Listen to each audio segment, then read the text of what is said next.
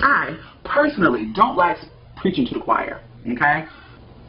I want to do this subject in a way that a person who is not trans can understand what we go through. And in the process, it can teach some trans too, like some ideas I never thought of. Boom, you're broke. Bills are piling up, you need a job. So you have the application. Traditionally, you go into a place, get a piece of paper, and start filling it out, right?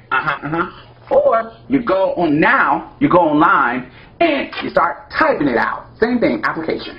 All right, if you're trans that don't have your name changed, and you look like a boy, if you're F to M, your name is Felicia Renee, hey, they're going to see a girl's name, and when I come in here, they're going to see a boy. Problem number one.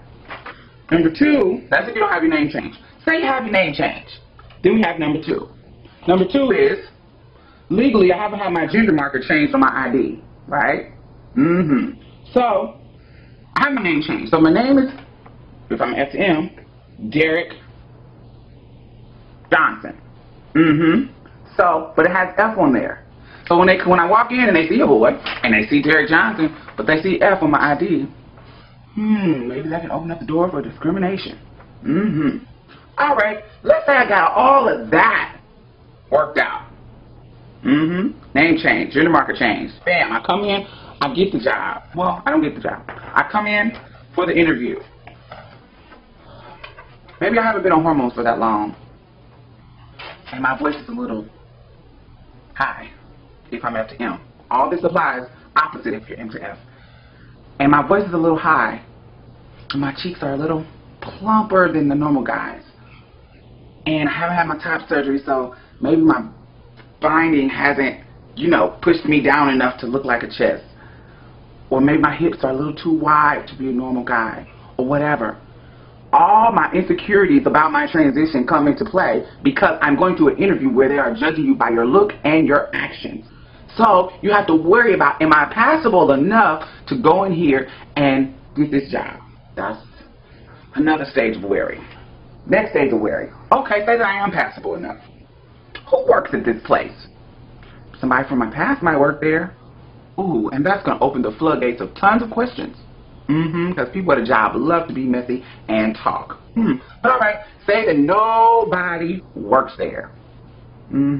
But say you work at a job where you do a background check. Like me, I used to work at airport. They do full background checks.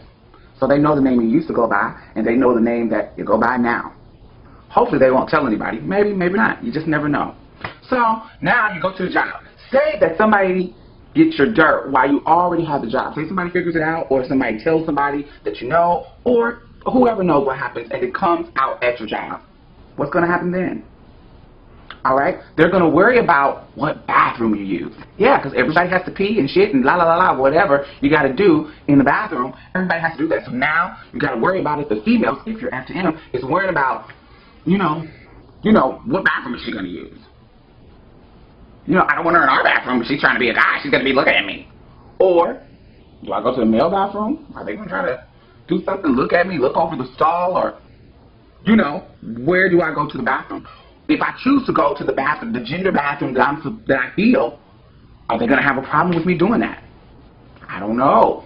Imagine this. Everybody's been through this. If you have a job. You wake up, damn, I'm late for work, My alarm didn't go off, I didn't hear it. Some excuse, blah, blah, blah, blah. I'm late for work, so I'm rushing. Get my titties together. Work, clothes, uniform. Ow, ooh, put shoes on. Oh, shoes on. Oh, okay. Grab keys, go out, boom, go out the door. You get to the job, you made it there on time. So you're sitting there, you're like, I feel weird.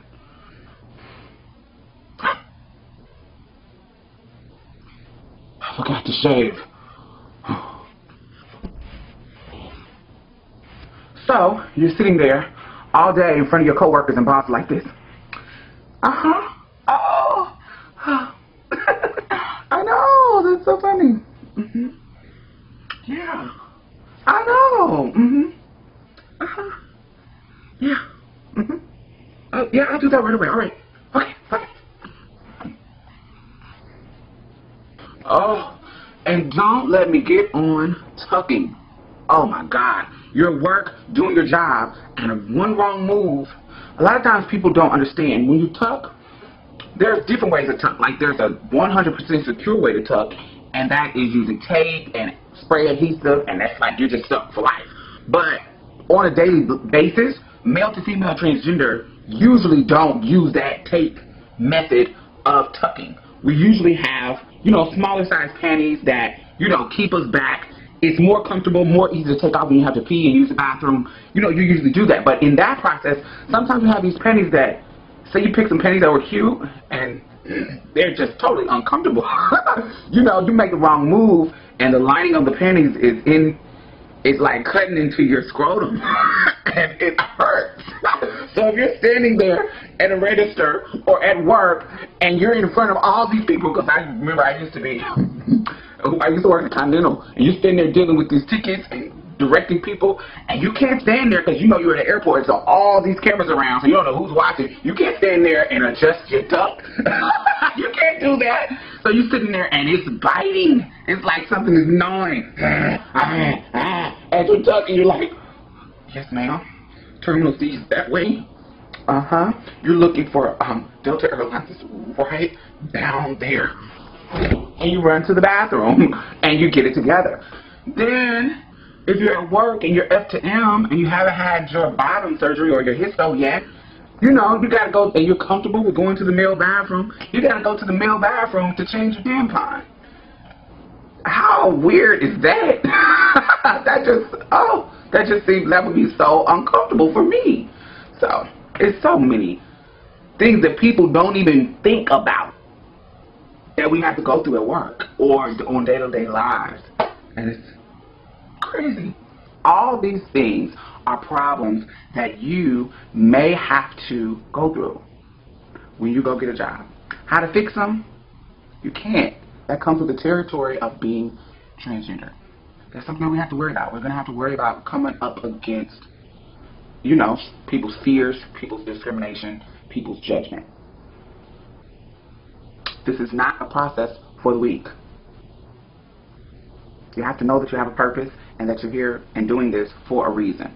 This is not a process for the weak-willed, for somebody who can't take criticism, for somebody who can't deal with situations properly in a way. And when I say properly, I mean in a way that advances you.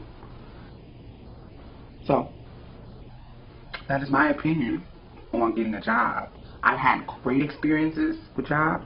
I have horrible experiences with jobs. I've been fired for being trans. I've been hired for being trans. I've been at a job stealth where nobody knew. I've been at a job where everybody knew. I've been at a job where I was stealth at first and then people clocked, you know, because other people was telling it. You know, I've been at a lot of jobs.